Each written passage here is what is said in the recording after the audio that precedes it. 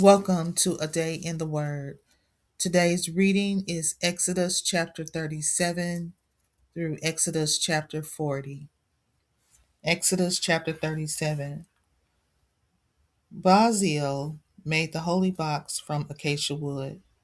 The box was 2.5 cubits long, 1.5 cubits wide, and 1.5 cubits high.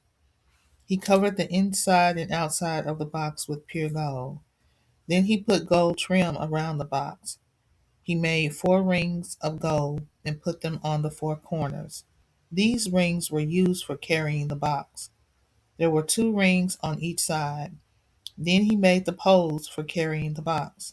He used acacia wood and covered the poles with pure gold. He put the poles through the rings on each side of the box. Then he made the mercy cover from pure gold. It was 2.5 cubits long and 1.5 cubits wide. Then Baziel hammered gold to make 2 cherub angels. He put the cherub angels on each end of the mercy cover. He put one angel on one end and the other angel on the other end. The angels were joined together with the mercy cover to make one piece.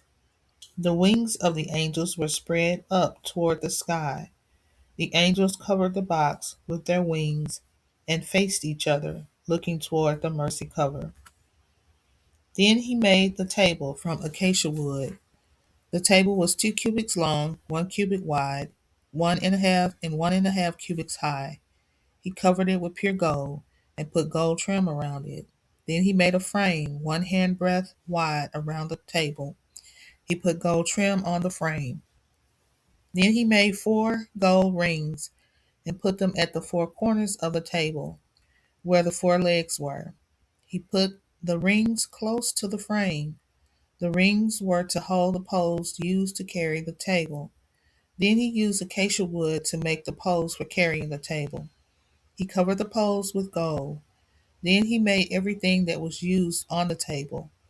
He made the plates, the spoons, the bowls, and the pitchers from pure gold. The bowls and the pitchers are used for pouring the drink offerings. Then he made the lampstand. He used pure gold and hammered it to make the base and the shaft.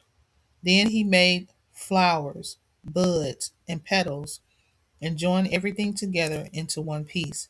The lampstand had 6 branches, 3 branches on one side and 3 branches on the other side. Each branch had 3 flowers on it. These flowers were made like almond flowers, with buds and petals. The shaft of the lampstand had 4 more flowers. They were also made like almond flowers, with buds and petals. There were 6 branches, 3 branches coming out from each side of the shaft, and there was a flower with buds and petals below each of the 3 places where the branches joined the shaft. The whole lampstand with the flowers and branches was made from pure gold. All this gold was hammered and joined together into one piece. He made 7 lamps for this lampstand. Then he made lamp snuffers and trays from pure gold. He used 75 pounds of pure gold to make the lampstand and the things used with it. He made the altar for burning incense from acacia wood. The altar was square. It was 1 cubit long, 1 cubit wide, and 2 cubits high. There were 4 horns on the altar. There was one horn on each corner. These horns were joined together with the altar to make one piece. He covered the top and all the sides, and the horns with pure gold. Then he put gold trim around the altar. He made 2 gold rings for the altar. He put the gold rings below the trim on each side of the altar. These gold rings held the poles for carrying the altar. He made the poles from acacia wood and covered them with gold. Then he made the holy anointing oil. He also made the pure sweet smelling incense. These things were made the same way that a perfume maker would make them. Exodus chapter 38. Then Baziel used acacia wood to build the altar. This was the altar used for burning offerings. The altar was square. It was 5 cubits long, 5 cubits wide, and 3 cubits high. He made a horn for each of the 4 corners of the altar. He joined each horn to its corner so that everything was one piece. He covered the altar with bronze. Then he used bronze to make all the tools to be used on the altar. He made the pots, shovels, bowls, forks, and pans. Then he made a bronze grating for the altar. This grating was shaped like a net. The grating was put under the ledge at the bottom of the altar. It went halfway up into the altar from below.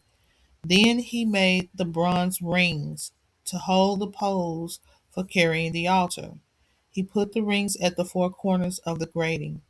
Then he used acacia wood to make the poles and covered them with bronze. He put the poles through the rings on the sides of the altar to carry it. He used boards to make the sides of the altar. It was hollow, like an empty box.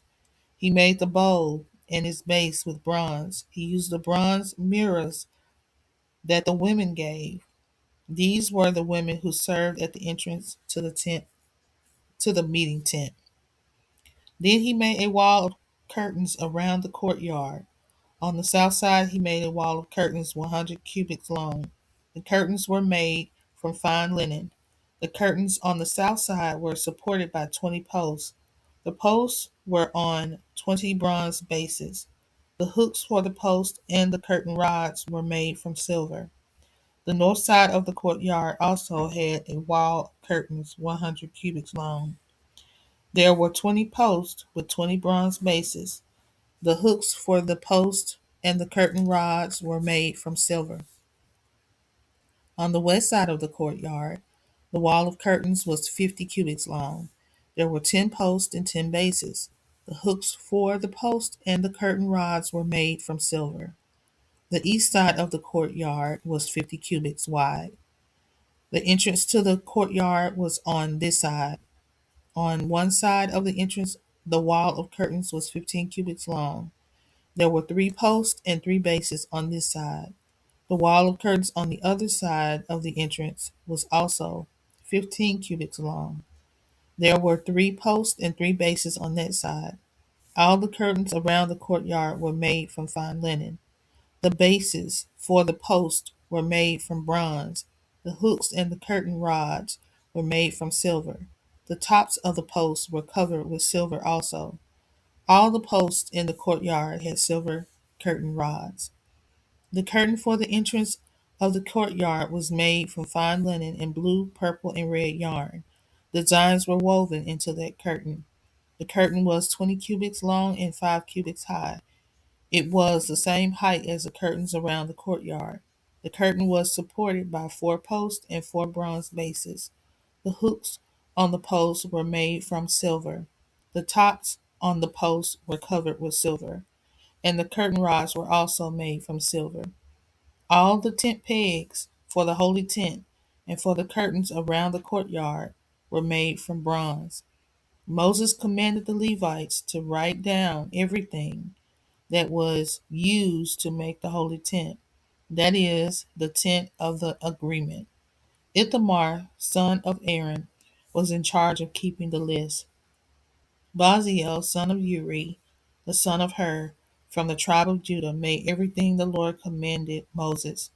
Also Aholiab, son of Ahisamach, from the tribe of Dan, helped him. Aholiab was a skilled worker and designer. He was skilled at weaving fine linen and blue, purple, and red yarn. The people gave over a ton of gold as an offering to the Lord for his holy place. This was weighed using the official measure. All the men 20 years old or older were counted. Each man had to pay a tax of 1 bekah of silver. Using the official measure, 1 bekah is a half shekel. There were 603,550 men, so they collected about 7,550 pounds of silver. They used most of the silver to make 100 bases for the holy tent and its curtains, 75 pounds for each base. They used the remaining 44 pounds of silver to make the hooks, the curtain rods, and the silver covers for the posts. They gave more than 2.5 tons of bronze. That bronze was used to make the bases at the entrance of the tent of meeting. They also used the bronze to make the altar and the bronze grating.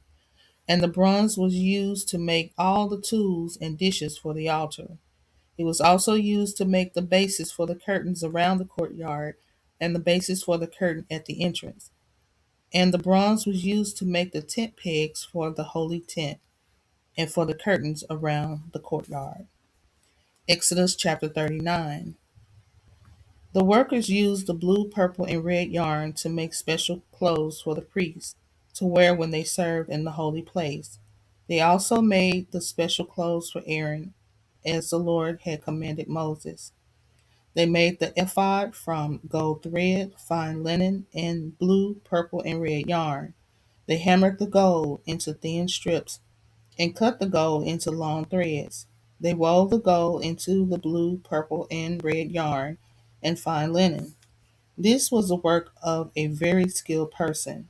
They made the shoulder pieces for the ephod. They tied these shoulder pieces to the two corners of the ephod. They wove the cloth belt and fastened it to the ephod. It was made the same way as the ephod. They used gold thread, fine linen, and blue, purple, and red yarn, just as the Lord commanded Moses. The workers put the onyx stones for the ephod in gold settings. They wrote the names of the sons of Israel on these stones. Then they put these jewels on the shoulder pieces of the ephod. These jewels were to help God to remember the Israelites.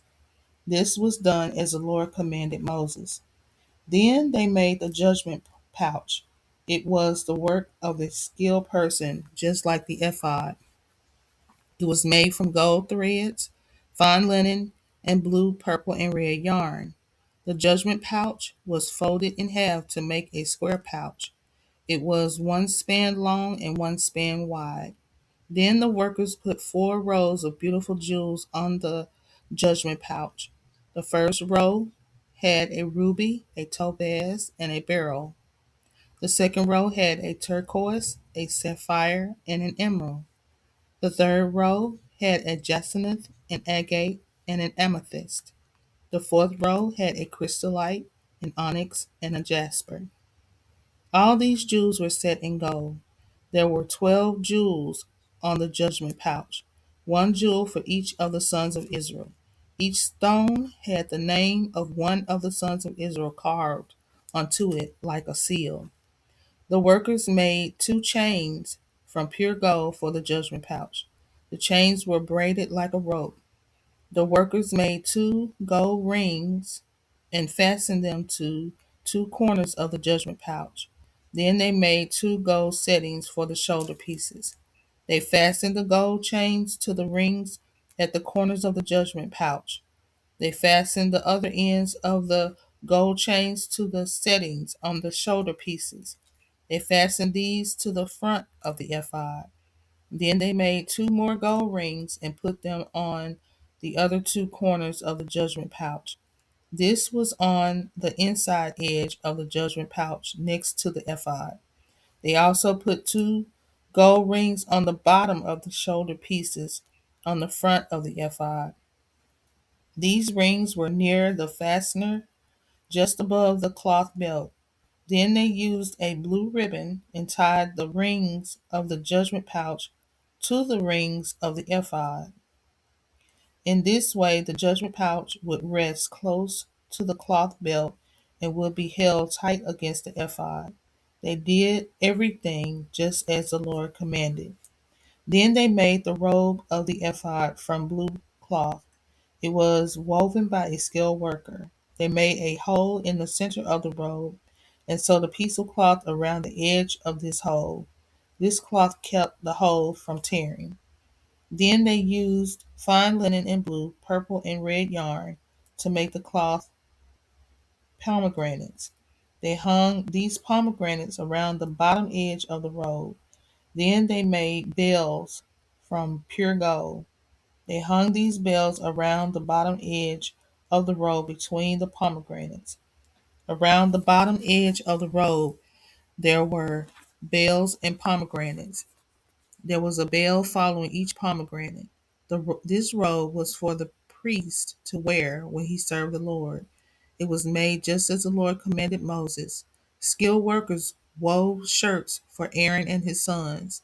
These shirts were made from fine linen, and the workers made a turban from fine linen. They also used fine linen to make cloth caps and underclothes. Then they made the cloth belt from fine linen and blue, purple, and red yarn. Designs were sewn into the cloth. These things were made as the Lord had commanded Moses.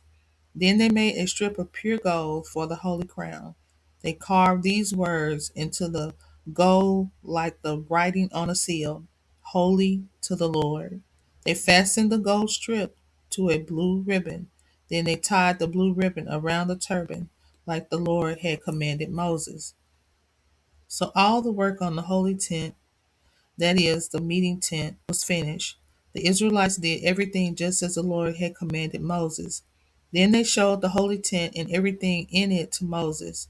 They showed him the rings, the frames, the braces, the posts, and the bases. They showed him the covering of the tent that was made from ram skins, dyed red, and the covering that was made from fine leather.